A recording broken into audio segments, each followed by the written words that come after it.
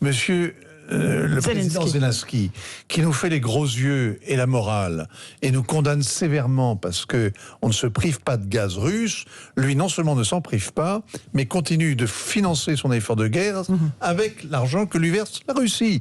C'est sans équivalent dans l'histoire. C'est un double paradoxe absolument stupéfiant. Allez au-delà de l'émotion et regardez ce qui se passe. Louis Dragnel.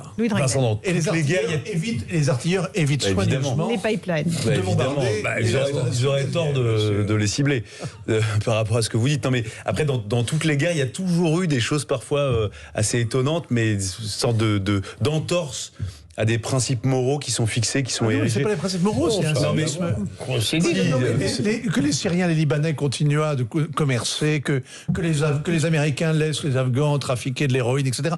On a vu toutes sortes de cynisme vraiment au ras du sol. Mais là, c'est très différent. C'est un accord d'État à État qui est public. Et le même. Mais aucun des deux partenaires n'a intérêt à ce que ça cesse. Écoutez, moi, je vais vous dire, il y a quand même des curiosités. On peut ne s'étonner de rien.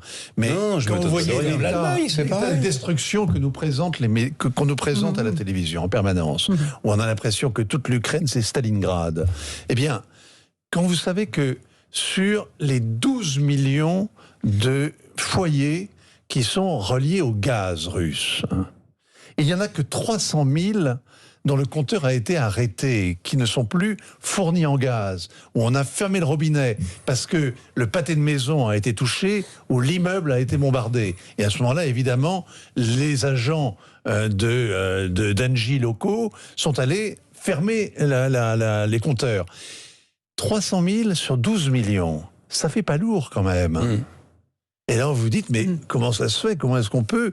Mais comment est-ce qu'on explique ce paradoxe? C'est-à-dire que le pays continue à fonctionner à certains endroits. Il y a des endroits de dévastation totale. On parle de Mariupol, on parle de tout le sud. Mais le reste du pays fonctionne normalement. On ne voit pas la guerre.